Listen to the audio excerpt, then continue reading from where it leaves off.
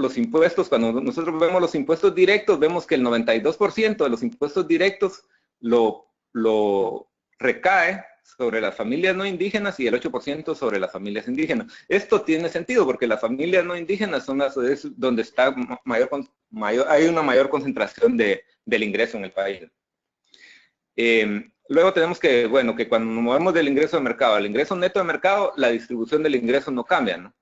Nos quedamos en 24 y 76% para los indígenas y no indígenas. Luego vemos que las transferencias directas, 65% las reciben las familias indígenas y el 35% las familias no indígenas.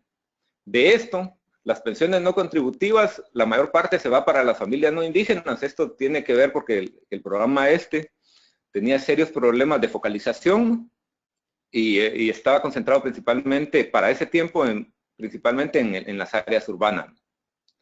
Luego tenemos que las transferencias condicionadas, pues el 76% lo reciben las familias indígenas y el 24% las familias no indígenas. Esto tiene bastante sentido y es lo que les mencionaba anteriormente, que aparentemente había una buena focalización en el gasto de este programa, en las transferencias de este programa.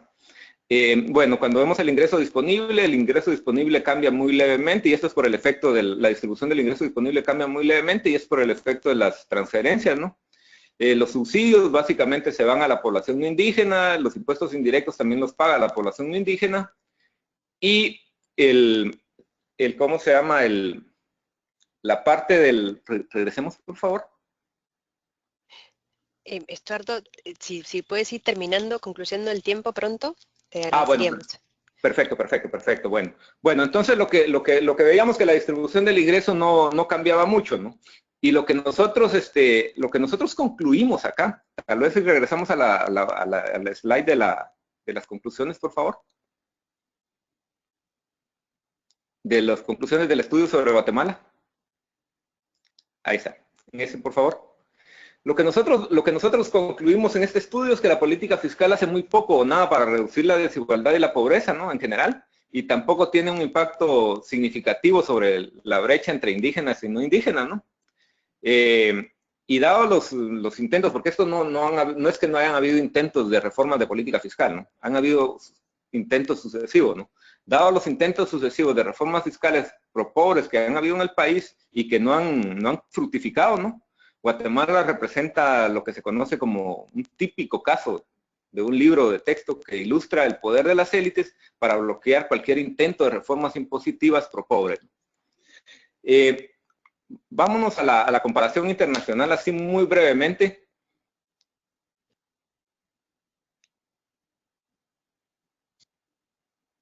Por favor.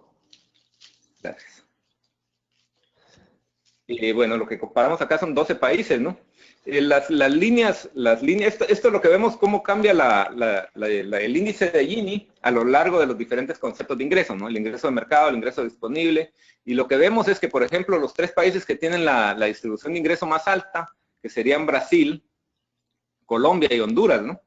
En la región, de estos países el que hace un mayor esfuerzo en términos de política fiscal para reducir esa desigualdad es Brasil, ¿no? Y es lo que se observa en la línea oscura, ¿no? Más oscura.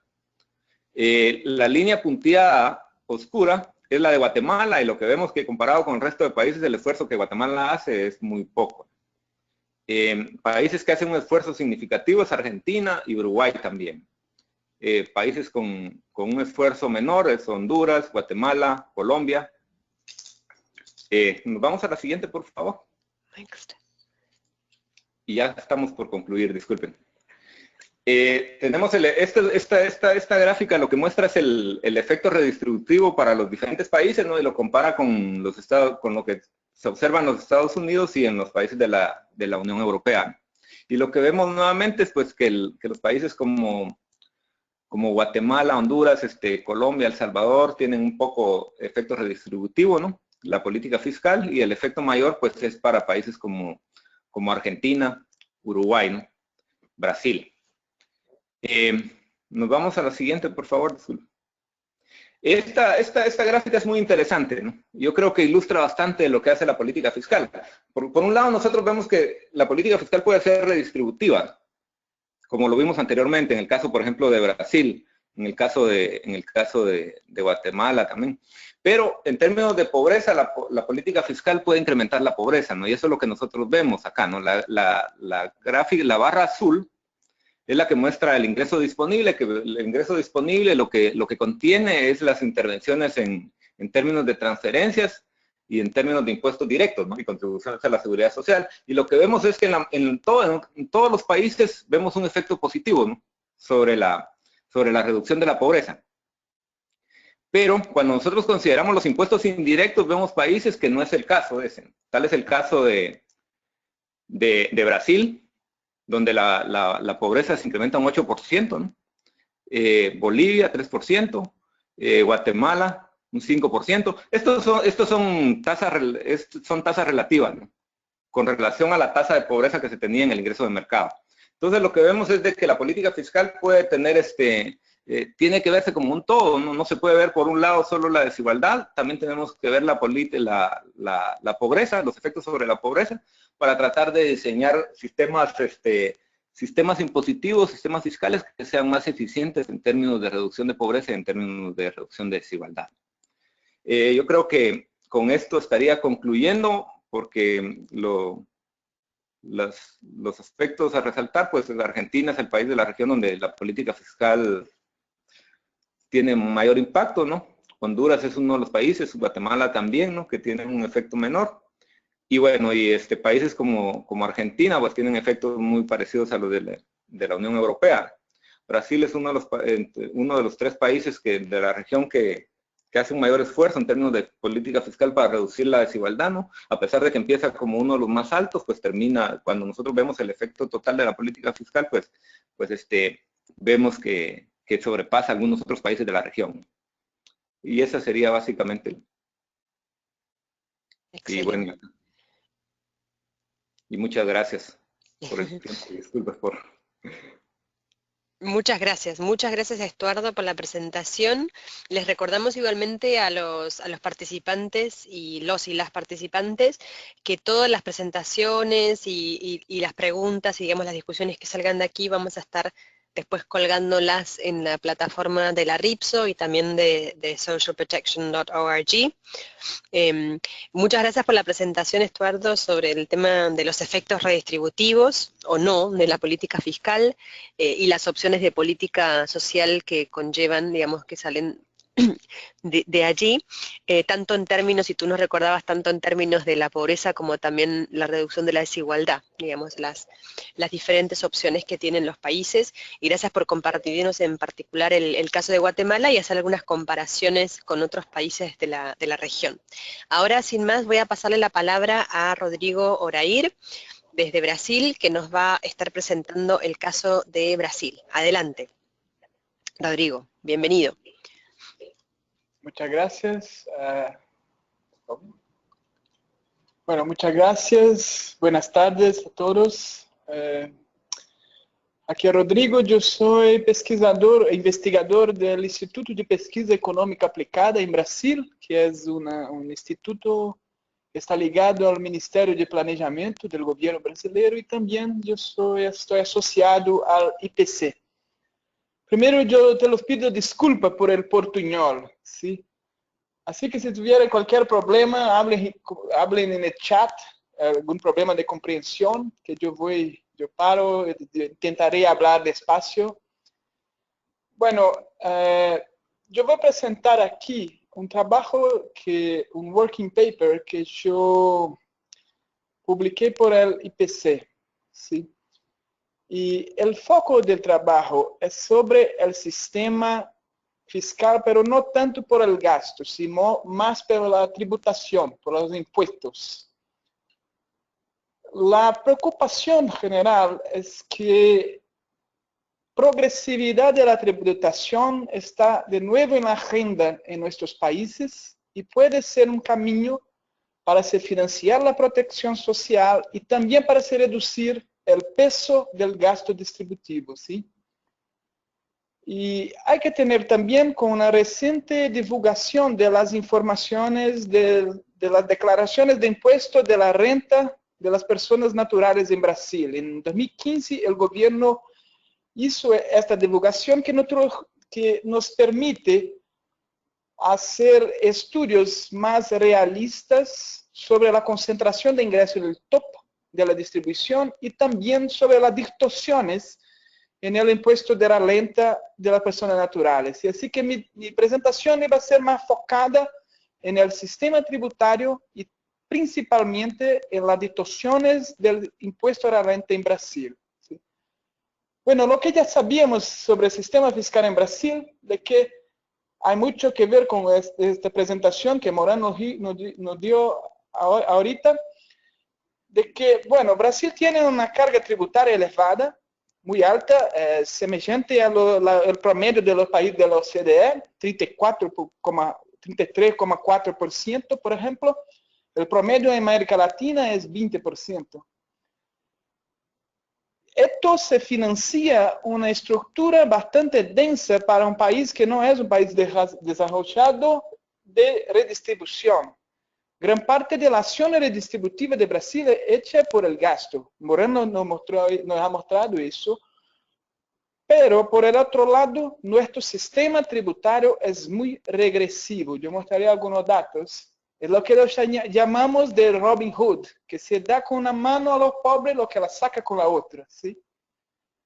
Además de esto, los nuevos datos de los impuestos de la renta nos mostró ahora que la concentración del ingreso en el topo de la distribución en Brasil no tiene cualquier paralelo con los datos disponibles en la base de datos, por ejemplo, que Piketty y otros economistas están desarrollando. ¿Sí? La base de datos de concentración en el topo de ingreso.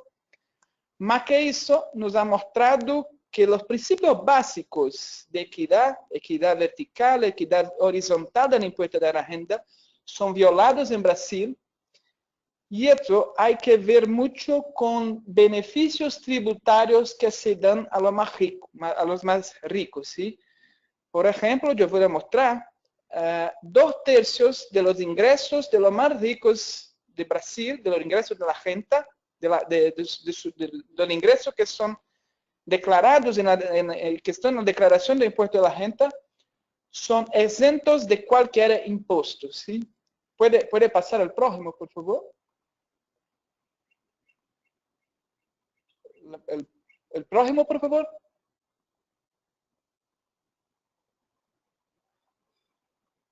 Bueno, aquí solamente para mostrar como la comparación de Brasil con los otros países, por ejemplo, de la OCDE, el promedio de la carga tributaria en Brasil es muy semejante, aunque la tributación sobre los bienes y servicios es mucho más alta, ¿sí? Mucho más elevada. El siguiente.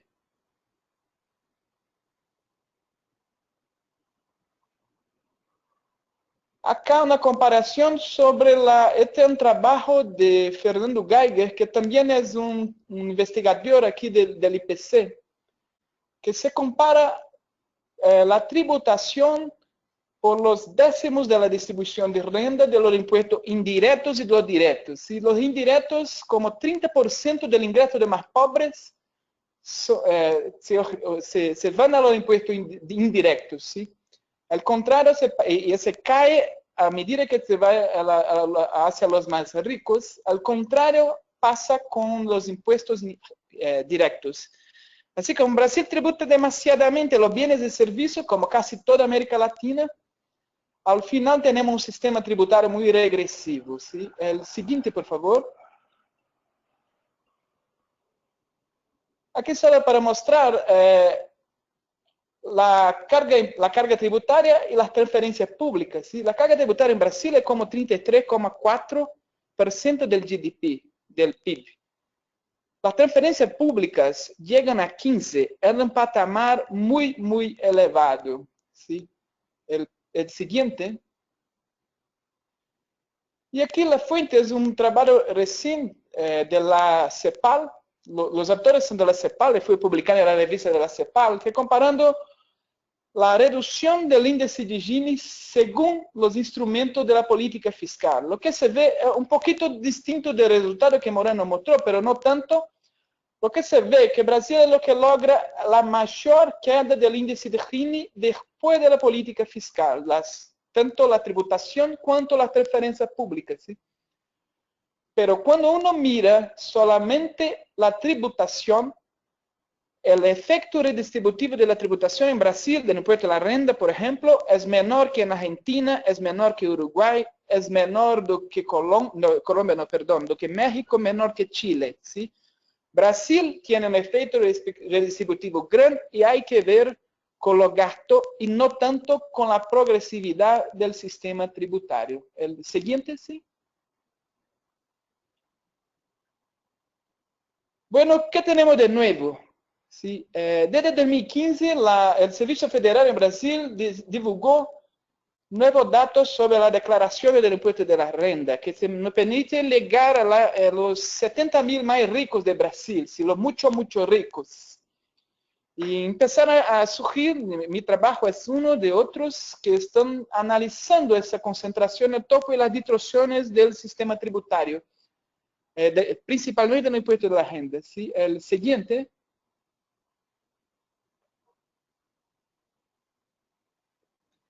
Yo no voy a hablar demasiado porque tenemos poco tiempo, pero yo quería solamente llamar la atención en un punto. La segunda columna al final de la tabla ahí, que muestra la composición de los ingresos en las declaraciones de impuesto a la renta. Casi dos tercios de los ingresos de los muchos ricos en Brasil son exentos de impuesto de la renta. El próximo, por favor, el siguiente. Lo que eso hace es, en la última columna ahí en la tabla, es que la progresividad del impuesto de la renta en Brasil, la gran mayoría es exenta de la población porque tienen ingresos muy bajos, ¿sí? Pero la tasa efectiva empieza a subir cuando se llega a los 5% más ricos de la población, pero aún ahí en el topo empieza nuevamente a caer, ¿sí? Empieza en cero, llega a casi 12% en promedio la tasa efectiva del impuesto a la renta, y ahí empieza a caer. ¿Y por qué lo cae? Porque la gran parte de los ingresos de los muchos ricos en Brasil son exentas de impuestos, ¿sí? Y eso es lo que decimos que lo violan en un principio básico de los sistemas tributarios, que es la equidad vertical, ¿sí? Se espera que el ingreso sea, la tasa efectiva sea progresiva, eso no pasa en el topo de la distribución. El siguiente, por favor. El siguiente. Gracias. Oh, no, disculpe, uno anterior, uno.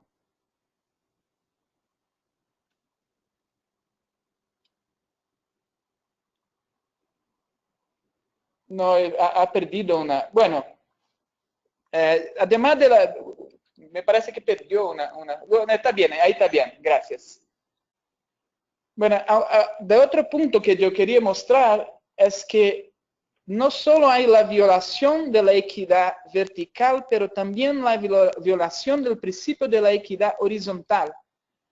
Esto porque la principal fuente de ingreso, que es exenta, son los dividendos. Dividendos que son distribuidos por las corporaciones a las personas físicas. Las corporaciones pagan el impuesto de la ganancia. En la mayoría de los países desarrollados, también cuando los dividendos son distribuidos a las personas naturales, ellos pagan el impuesto a la renta. No necesariamente progresivo, hay inúmeros sistemas para eliminar la doble tributación, pero en Brasil son exentos, ¿sí? En la persona física, en las personas naturales. Y lo que pasa es que cuando uno compara las personas que reciben dividendos, el promedio de sus tasas efectivas de impuesto a la renta, con lo que no reciben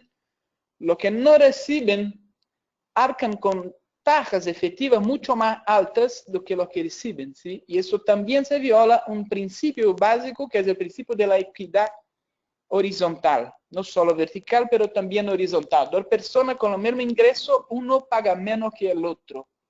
Bueno, puede volver, por favor. Ahí está. Este problema del sistema tributario contribuye para que Brasil, esa distorsión, tiene una de las más desiguales distribuciones del ingreso en el mundo. No solo por las encuestas de hogares, pero ahora también no podemos verlo con los datos del impuesto, de las declaraciones de impuestos de la renta. Esto muestra, por ejemplo, que como 50% del ingreso en Brasil es concentrado por 10% de la población. Más del 20% del ingreso está en el 1% más rico, ¿sí? ¿Se puede el siguiente, por favor?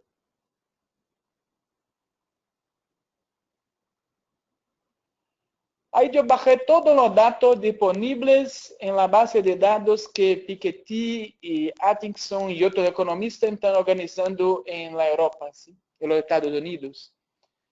Estos son todos que tienen informaciones detalladas de la concentración del topo de la distribución de ingresos. Se ve que el Brasil no tiene cualquier paralelo con otros países. Y lo que más cerca de Brasil es Colombia, África del Sur, pero el grado de concentración es más elevado de los datos disponibles. Quizá Guatemala sea más, no sé, pero aunque comparando con lo que están hoy disponibles, Brasil es el más concentrado, ¿sí? El siguiente. Aquí yo estoy solamente haciendo las conclusiones que llegué, ¿sí? Que la concentración es la más supera cualquier otro país. El efecto distributivo de la tributación en Brasil es más baja que en México, Uruguay, Argentina, Chile. Los principios de equidad horizontal y vertical son violados. Y esto hay que ver con la peculiaridad que es la exención de impuestos de los dividendos, ¿sí? La mayor parte del ingreso de los muchos ricos en Brasil son exentos.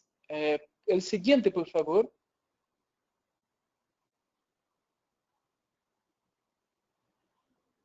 Bueno, ¿qué pasó y cómo llegamos ahí? ¿Sí? La verdad, yo no voy a extenderme demasiado, pero durante los 80 y los 90 hubo una ola de reformas para se reducir la progresividad de la tributación y para se reducir la tributación sobre el capital. La idea de que la tributación tenía que ser neutra y que la política fiscal, la de redistribución de los recursos hay que ser por el gasto, ¿sí?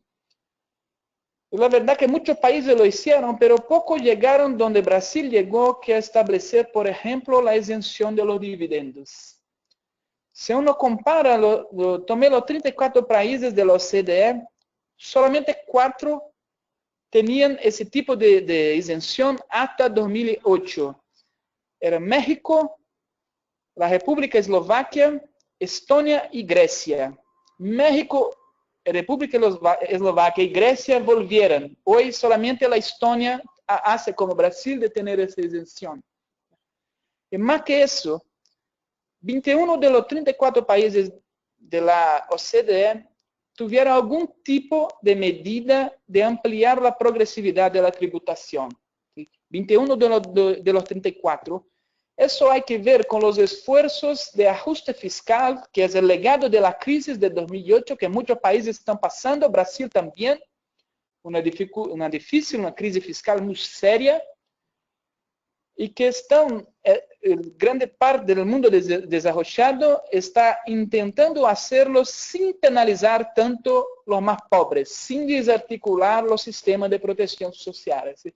Brasil no ha pasado por eso, no ha tenido cualquier reforma sustancial de su sistema tributario en los últimos años. El siguiente, por favor. Ahí solo para llamar la atención cómo se pasa la tributación de la ganancia y dividendos en Brasil y el resto del mundo, para mostrar que lo azul más claro es la tributación de dividendos al nivel de las personas naturales. El otro es la tributación de las ganancias en las corporaciones. Lo que se ve que es más común es si tributar los dos. ¿Sí? Brasil tributa solo en la ganancia y se exenta los dividendos de del impuesto a la renta de las personas naturales. ¿Por qué yo estoy diciendo esto que es importante? Lo que pasa es que como la mayor parte de los ingresos normalmente cuando se habla en progresividad del impuesto de la renta, hablamos en se crear nuevas fajas, nuevas tasas progresivas del impuesto a la renta. Lo que pasa en Brasil y en algunos otros países es que la mayor parte de la renta de los muchos ricos son exentas. Si uno crea nuevas tajas, por ejemplo, hoy la tasa máxima del impuesto de la renta de Brasil es 27,5%. Podrías crear una de 35, 40, que sea. Pero si uno hace eso, no alcanza la renta de los realmente ricos, ¿sí? Alcanza los salarios, los pagos de los trabajadores, pero no el ingreso de los ricos, ¿sí? Esto cambia toda la discusión sobre progresividad del impuesto de la renta, ¿sí? ¿Puede pasar, por favor, un próximo? Bueno, yo llamé atención para que la comparación internacional, el hecho de que muchos de los países de la OCDE están ampliando la tributación sobre los más ricos y sobre los ingresos del capital. La verdad, están revirtiendo los beneficios que hicieron en los 80 y 90. Además de eso, se tiene un plan teórico, la revisión y nuevos modelos de la teoría de imposición óptima que están, sea por una nueva generación de economistas como Thomas Piketty y Emmanuel Saez, pero también la vieja generación como Atkinson, James Banks, Peter Diamond y otros más que están revisando los modelos antiguos que decían que se debía buscar una tributación neutra. Y también hará una revisión en el plan teórico de la tributación. El siguiente, por favor.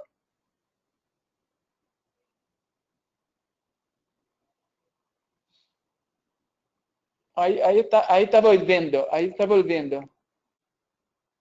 Adelante, por favor. Uno más. Bueno, y ahí, hacia ahí al final, ¿qué se puede hacer? La verdad es que la crisis fiscal hasta hoy está poniendo nuevos desafíos, nuevos dilemas a la protección social, a la reducción de gastos sociales, a la reducción del total de gastos fiscales. Y quizá una alternativa de que no se desarticule la estructura de protección social sea combinar una reforma tributaria, algo que Chile, por ejemplo, ha pasado, ha tenido un esfuerzo en esta dirección, de que nosotros logremos al mismo tiempo reducir las presiones del gasto redistributivo y crear espacio fiscal para acomodar y mejorar la protección social, ¿sí? El gran problema es que también existen inúmeras otras ineficiencias del sistema tributario, así que ideal es que logremos nosotros, países latinoamericanos, hacer diseños de reformas tributarias que combinen tanto la cuestión de la equidad y de la progresividad.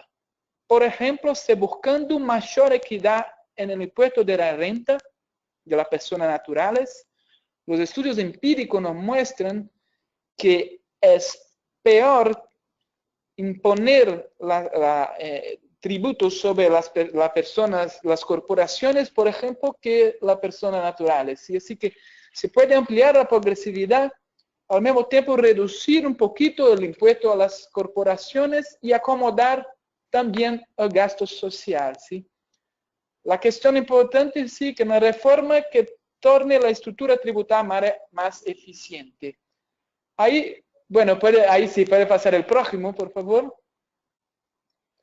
Ahí solamente las referencias, son dos trabajos que están disponibles en el PC. Uno es un working paper que está en inglés y portugués. Disculpe por el español, mi español no es tan bien, no está tan bueno así para escribir, pero además tenemos esta publicación que se llama One Pager, que es una página, efectivamente, que es como las principales ideas de este artículo.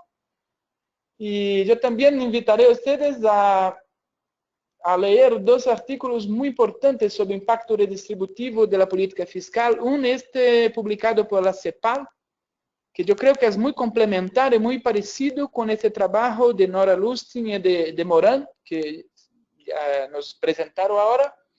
El otro también por aquí por el IPC, pero más el caso del Brasil, que es este working paper, Fiscal Equity, Distribution Impacts of Taxation and Social Spending in Brazil, que también es muy parecido muy semejante a este trabajo de Morán ahí, pero más focado en Brasil, ¿sí? El próximo, el siguiente. Next. Bueno, aí, muito obrigado a todos. E qualquer questões, además do chat, que estou aqui disponível, pode escrever em meus e-mails. ¿Sí? E foi um prazer falar com você. Agradeço a todos os presentes e agradeço a oportunidade de ter esse tipo de diálogos sobre proteção social interamericana. Muchas gracias. Bueno, muchas gracias, Rodrigo, también por la interesante presentación y lo que nos has contado sobre el caso de Brasil, en particular algunos de los conceptos que nos mencionabas respecto a la concentración del ingreso y el tema de la equidad horizontal y vertical. La verdad, bueno, y también, por supuesto, toda la cuestión de la distorsión de la agenda tributaria, en el caso en particular de Brasil. Y me parece interesante, tal vez, bueno, estamos abriendo ahora entonces el espacio para las preguntas, para que ustedes, todas y todos que estén conectados a través de la plataforma, pueden hacernos preguntas a través de la ventanilla de chat. Ya estamos recibiendo preguntas y teníamos preguntas también desde antes que habíamos solicitado a los participantes que se habían registrado. Entonces voy a empezar a hacer algunas preguntas a los dos panelistas. Tal vez no hay preguntas específicas, bueno, hay una sola pregunta específica, el resto son en términos generales, ¿no? Pero creo que tal vez, retomando, Rodrigo, lo que tú mencionabas ahora respecto a la importancia que tiene este ejercicio, esta discusión para los sistemas de protección social, considerando que tenemos varios de los presentes que son funcionarios de Ministerios de Desarrollo Social de la región, creo que es importante abordar este tema de los espacios fiscales para las opciones de política social. Entonces, una pregunta que tal vez me gustaría iniciar contigo, Rodrigo, es, y también tal vez Estuardo nos pueda contestar, es ¿cuáles creen que son los riesgos en este contexto, digamos, de desaceleración económica en la región, en particular del crecimiento económico de muchos de los países y que eso en algunos casos va a ser negativo? ¿Cuáles serían las repercusiones negativas en términos de los espacios o la no existencia de espacios fiscales para los sistemas de protección social y para las, digamos, para las políticas que buscan reducir la desigualdad? Si tal vez nos pudieran comenzar con esta pregunta como para romper el hielo y después seguimos con algunas preguntas también del público. A Rodrigo, si tú quieres comenzar. Pues sí, bueno. Muchas gracias. Es uno del temas que más estamos hablando hoy. Yo voy a hablar más por la experiencia de Brasil, claro, que yo estoy acompañando más próximo. Y la verdad es que el gasto social en Brasil ha crecido a tasas muy estables desde la Constitución de 1888. ¿Sí? Si uno mira, el gasto social dentro de los gastos primarios fue lo que más creció en las últimas décadas. Se sale como, la transferencia pública, por ejemplo, se sale como 8-9% del PIB, hoy está acima del 15-16% y caminando muy rápidamente hasta 20% en los próximos años. Claro que eso creó un problema de rigidez de la política fiscal. ¿Sí? No estaba tan evidente cuando teníamos crecimiento, los ingresos también crecían y sí se acomodaba esta presión. Pero desde 2011, cuando la economía se desaceleró, esto se quedó muy explícito. Es claro que los economistas más conservadores miran esto y dicen, bueno, es insustentable y tenemos que hacer la reforma para contenerlos. Es claro que hay distorsiones, hay cosas que se puede mejorar, que se puede ampliar. pero nosotros no podemos dejar de tener en cuenta el importante rol redistributivo que los gastos sociales cumplieron en el pasado en Brasil. Por eso, bueno, espacio fiscal sí para gastos sociales es uno de los temas más importantes hoy en la discusión en Brasil. Y la cuestión es cómo hacemos, de dos cuestiones son centrales. La primera es cómo hacemos un diagnóstico de cuáles son las distorsiones y qué se puede arreglar sobre las distorsiones, que sí existen. El otro es reconocer que sí debemos abrir espacio fiscal para que el gasto social siga creciendo, pero una cosa que se puede hacer es utilizar la estructura de tributación no solo para ampliar los ingresos, hay donde ir. En Brasil, los muchos ricos no pagan impuestos en Brasil, son exentos, y al mismo tiempo reformar la estructura tributaria así que reduzca la presión del gasto redistributivo. ¿Sí? Con una estructura tributaria no tan regresiva como es hoy, no será necesario gastar tanto. ¿Sí? Se reduce la presión y así, bueno, se mejora la estructura, se torna la estructura tributaria más progresiva y así al mismo tiempo se reduce la presión del gasto social y se acomoda parte del gasto social más progresivo que queremos que siga creciendo. Sí, no sé si yo respondí la pregunta, pero es más una indagación, son cuestiones que estamos discutiendo, ¿sí? Sí, interesante, creo que está en la discusión de muchos de los países, ¿no es cierto? Y en el caso de Guatemala, Estuardo, ¿tú quisieras hacer o Guatemala, alguno de los otros países que desde el compromiso por la equidad han estado evaluando, quisieras también hacer alguna acotación? Sí, sí, muchas gracias por la oportunidad. Definitivamente yo creo que sí hay riesgo, ¿no? Sí hay riesgo por la desaceleración que se ha producido en algunos países, desaceleración económica que se ha producido en algunos países. Yo creo que aquí tal vez es importante también distinguir entre países que son exportadores netos de materias primas, ¿no? Y países que son importadores netos de materias primas, ¿no? Entonces la situación creo que es más complicada para los países que se beneficiaron por algún tiempo con los precios altos de las materias primas, ¿no?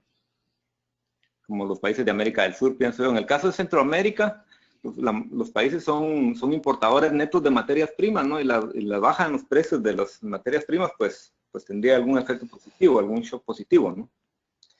Pero, sin embargo, existe otro riesgo en estos países, ¿no? Y el riesgo principal es que sus sistemas fiscales son muy débiles en términos de ingresos, ¿no? En el área centroamericana. Y la deuda también creció significativamente a partir de la crisis financiera del 2008. Entonces esto limita más, digamos, los espacios que se pueden encontrar para hacer política social. Definitivamente yo creo que el mayor esfuerzo tiene que ser en términos de ingresos de los países, ¿no? Para el caso de los países centroamericanos. En el caso de los países de Sudamérica, yo creo que en algunos tiene que haber esfuerzos también en esa parte. Pero definitivamente sí existe un riesgo. Solo que los riesgos pues son diferentes, depende de qué países y de qué subregión estemos hablando. Gracias, Estuardo. A ver, ahora de repente tenemos una cantidad de preguntas impresionantes que nos están llegando de los y las participantes, entonces quisiera hacer algunas preguntas específicas que nos han mandado. A ver, hay una pregunta que creo que refleja bastante bien el pensar de muchos de los participantes. Está en inglés, entonces voy a tratar de traducirla mientras que hablamos. La pregunta es para los dos participantes y es ¿cómo creamos, digamos, como la voluntad política, el consenso política alrededor del tema de la reforma de la política fiscal hacia sistemas más progresivos? Y acá creo que hay una pregunta que la he visto también en otras preguntas, y cuáles serían los principales actores involucrados en este proceso, tanto en Brasil como en Guatemala. Yo creo que acá hay una cuestión, digamos, los que están participando del seminario virtual son en muchos casos, digamos, personas que trabajan desde los ministerios de desarrollo social, que trabajan en política social, y creo que también interesa esta pregunta respecto a cuáles son los otros actores y cuál sería el compromiso o la voluntad política necesaria para llevar a cabo estas reformas de los sistemas tributarios en términos de sistemas más progresivos. Eso por un lado. Y después tenemos una pregunta específicamente también, digamos, sobre Guatemala, que, digamos, mejor esta pregunta que está, bueno, primero hagamos esta pregunta de República Dominicana, también les doy dos preguntas. Que si nos preguntan desde República Dominicana si hay una relación ideal entre la carga tributaria y el gasto social y cuáles son los elementos a tomar en cuenta para definir esta relación. Entonces les dejo, Rodrigo y Estuardo, las dos preguntas. Si quieres, Estuardo, tú comenzar respondiendo las preguntas y después pasaríamos a Rodrigo. Bueno, voy a empezar tal vez con la primera, ¿no? La relación del gasto social con la carga tributaria. Bueno, lo que se observa realmente en los datos es de que no hay una relación que nosotros podamos, estadísticamente, que nosotros podamos decir esta es la relación que existe, ¿no? Ahí en los datos yo creo que no se pudo ver ahí en las gráficas, pero en las gráficas que yo les presenté estaba incluido también el ingreso promedio, ¿no? El ingreso promedio de cada uno de los países. Lo que sí se observa es de que, por ejemplo, sí hay una relación positiva entre el gasto social y el ingreso promedio, ¿no? Pero es muy débil realmente, es una relación positiva muy débil. Eso sí se produce. Ahora, entre carga tributaria y gasto social, definitivamente lo que nosotros tendríamos que tener es procurar, por eso es que, como les mencionaba anteriormente, ¿no? Lo importante es evaluar el sistema fiscal como un todo. Es evaluar el sistema fiscal como un todo, porque puede ser casos, por ejemplo, nosotros en los casos de estudios que tenemos el caso de Chile, el caso donde tenemos los impuestos indirectos son regresivos, ¿no? Pero si nosotros quitamos los impuestos indirectos, si nosotros analizamos solo los impuestos indirectos de forma independiente, tenemos que los impuestos son regresivos, ¿no? Pero ya los impuestos indirectos con el sistema total, resulta que los impuestos contribuyen a reducir la desigualdad. Este es un caso teórico que se contempla en el libro de Peter Lambert, ¿no? Del 2001. Entonces, lo importante es realmente, yo pienso que la combinación entre carga tributaria y gasto social, lo más importante es ver qué tan progresivo es el sistema. Qué tanto, digamos, cuál es el impacto redistributivo del sistema. Y no analizarla de forma independiente. Yo creo que eso es tal vez el punto más importante acá. Con relación a lo que se hace para lograr un sistema fiscal más progresivo, en términos políticos, es un tema súper complicado, ¿no? En Centroamérica, por ejemplo, que es la parte que he estado más cerca, en Centroamérica ese tema es muy complicado. Cualquier intento de reforma fiscal que ha habido ha sido bloqueado sistematamente, ¿no? Yo recuerdo, por ejemplo, en Guatemala, desde el año 1986, cuando se tuvo el primer gobierno civil, después de los gobiernos militares de 1954 a 1985, se intentó hacer una reforma fiscal, la primera reforma fiscal que se intentó hacer por un gobierno civil, y no se pudo hacer. Después vienen los acuerdos de paz, se firman unos acuerdos donde se compromete el Estado a incrementar la carga tributaria, y eso no se ha podido alcanzar en los últimos, no se ha podido alcanzar desde los 96 hasta la fecha. Es un tema muy complicado y obviamente tiene que ser una visión de Estado, ¿no? Una visión de país la que tiene que predominar en todos los agentes que tienen tanto poder económico como político. De acá, yo creo que nosotros también trabajamos lo que se conoció como el pacto fiscal, ¿no? Era un pacto donde se hace una propuesta coherente en términos de ingreso y en términos de gasto para tratar de tener políticas fiscales estables y progresivas, pero tampoco se alcanzó, ¿no? Entonces es muy difícil. La fórmula para lograr estos acuerdos políticos son complicados, ¿no? Yo creo que en los países de la región Por eso tenemos esas altas tasas de desigualdad, porque es difícil avanzar en temas redistributivos por parte de la política fiscal. Yo creo que tal vez lo más flexible es el gasto, pero el tema de impuestos es muy complicado, como ya nos lo mencionó Rodrigo, ¿no? En el caso de Brasil. Sí, gracias, Estuardo. Rodrigo, ¿tú tendrías algunos comentarios para las preguntas que hicieron del público?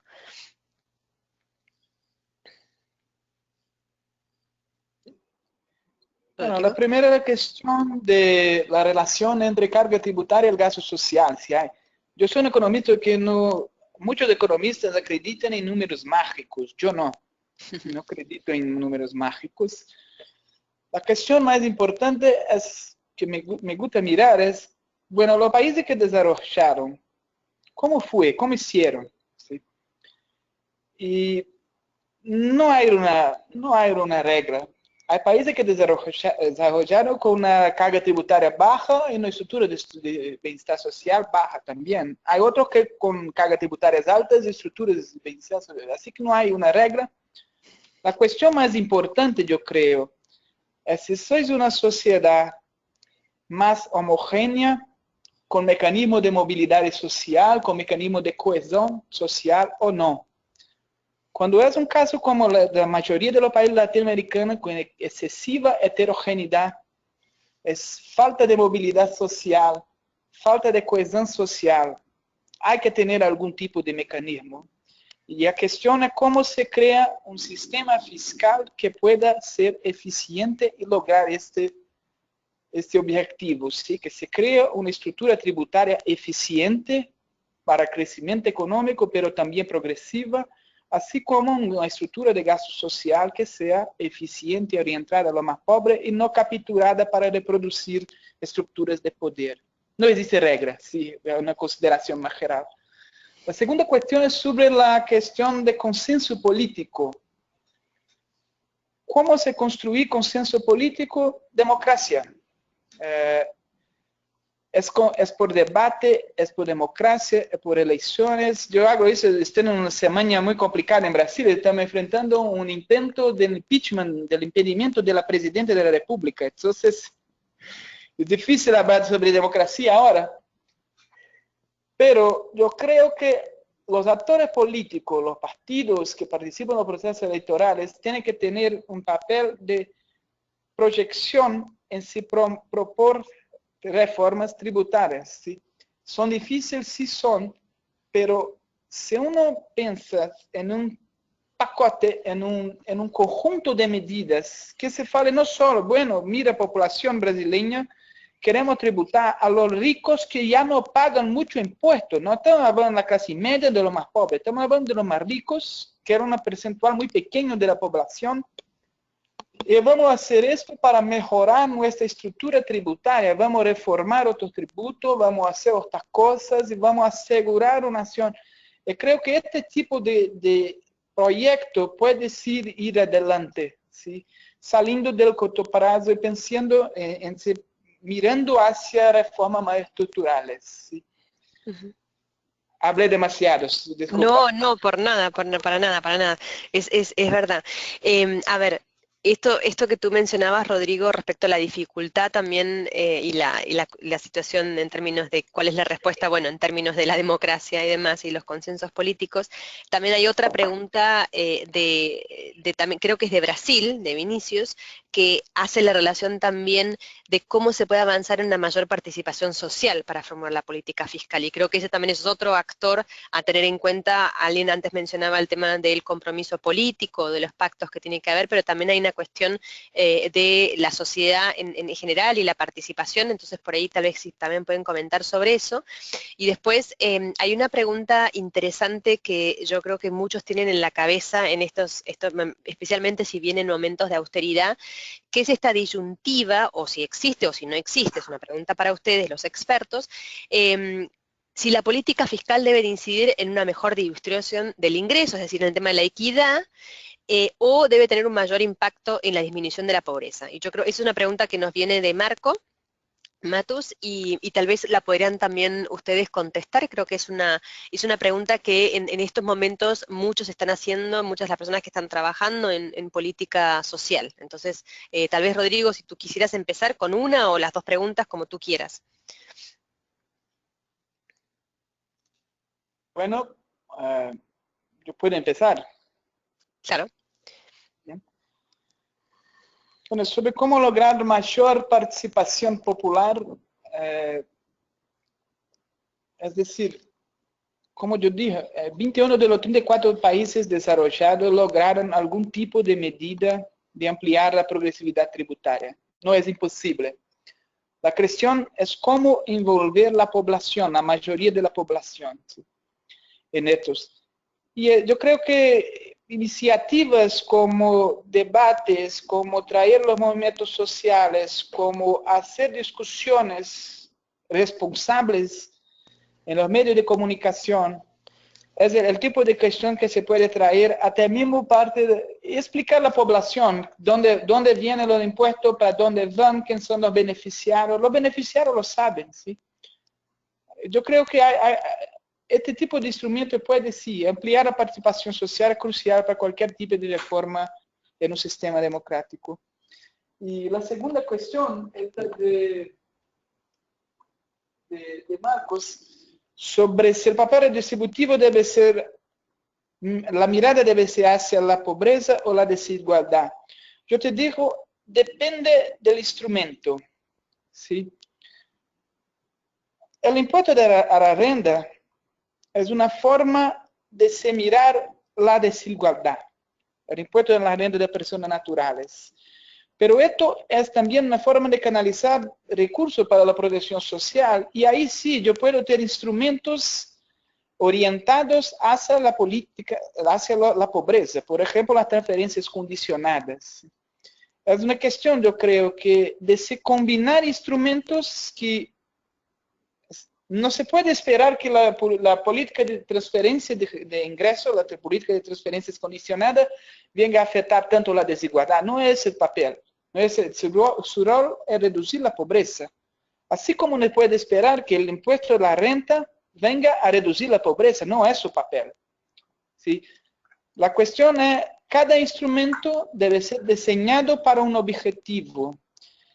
Y yo defiendo aquí que en el caso de Brasil, que la tributación puede ser mejor diseñada para reducir, o sea, el sistema fiscal desde el punto de vista de la tributación debe ser mejor diseñado para reducir la desigualdad.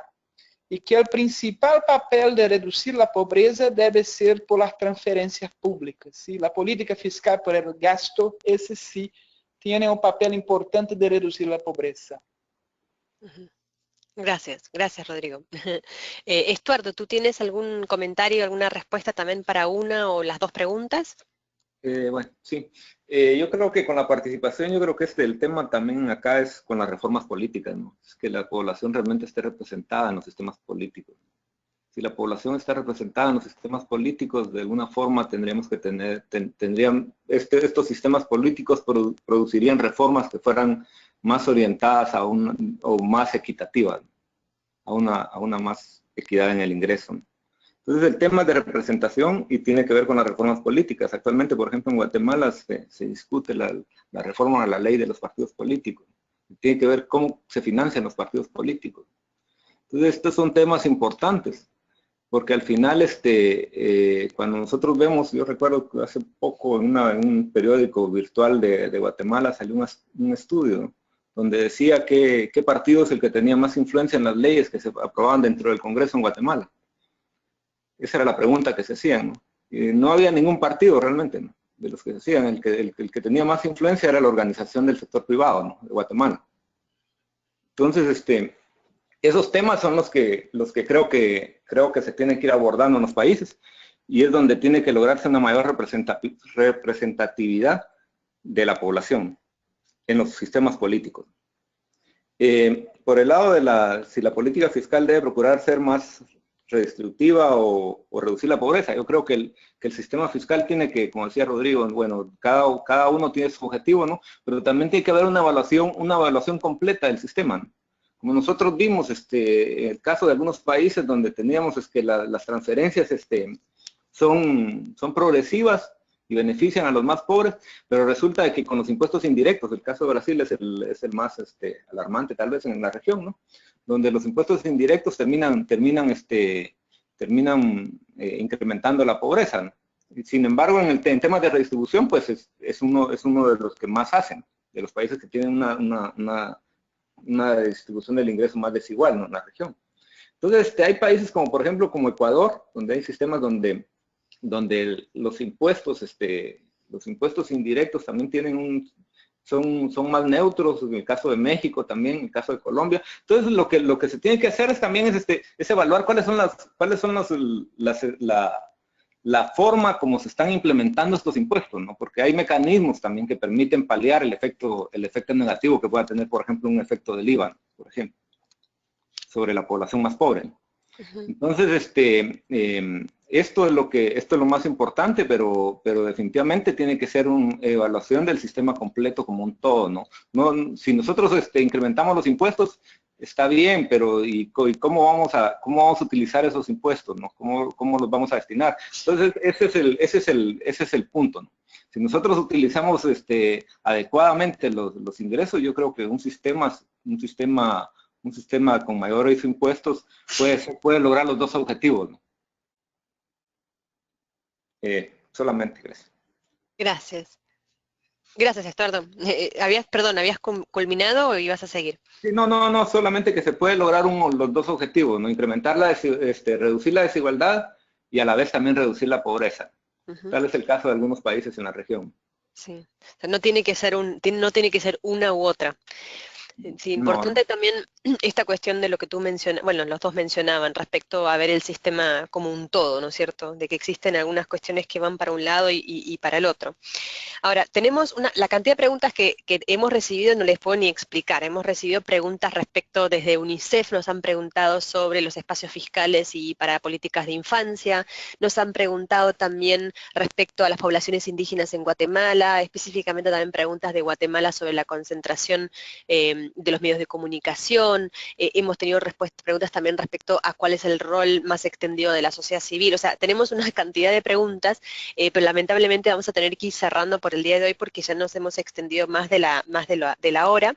Entonces, lo que sí les podemos decir desde aquí, desde la RIPSO y desde nuestros partners de organizar este seminario virtual, es que vamos a estar colgando de las plataformas virtuales de ambas organizaciones la presentación, y también vamos a hacer abrir el espacio para las preguntas y a ver si se pueden contestar offline después de este seminario. Para culminar, simplemente por mi parte, antes de pasarle la palabra a Alicia Spengler del IPC desde Brasil, simplemente quería agradecerles tanto a ti, Rodrigo, como a Estuardo por la excelente participación. Y por la excelente presentación, a todos y todas de ustedes, los participantes, las y los participantes que nos están acompañando, por las excelentes preguntas que vamos a tratar de ver la forma de que se puedan contestar después de este seminario virtual, y simplemente pasarle la palabra entonces a Alicia, que han sido ellos desde Brasil nuestros coorganizadores. Alicia, adelante. Hola y bienvenida. Hola, sí, buen día, buenas tardes, buenas noches a todos que nos escucharon hoy.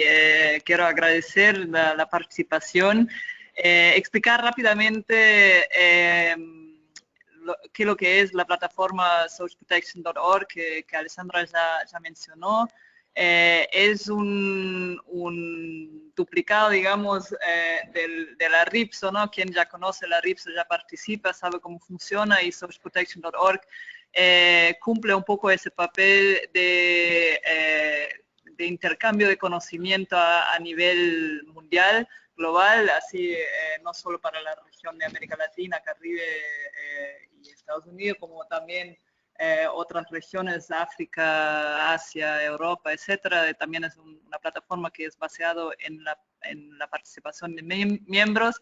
Y bueno, lo que quería anunciar es que estamos preparando un follow-up para este webinar. Ya como Alessandra dijo, ha habido muchas preguntas, mucho interés y nos parece que vale la pena dar un seguimiento a esto, ¿no? Seguir con las discusiones, seguir con el intercambio de experiencias entre los países que enfrentan problemas parecidos, no solo acá como en el resto del mundo. Y vamos a estar en contacto anunciando esta forma de seguir virtualmente, ¿no? A través de una comunidad online, responder donde los presentadores, Rodrigo disculpa, Estuardo, van a responder también las preguntas que restaron, ¿no? Agradeciendo nuevamente a la presentación de los dos, excelente.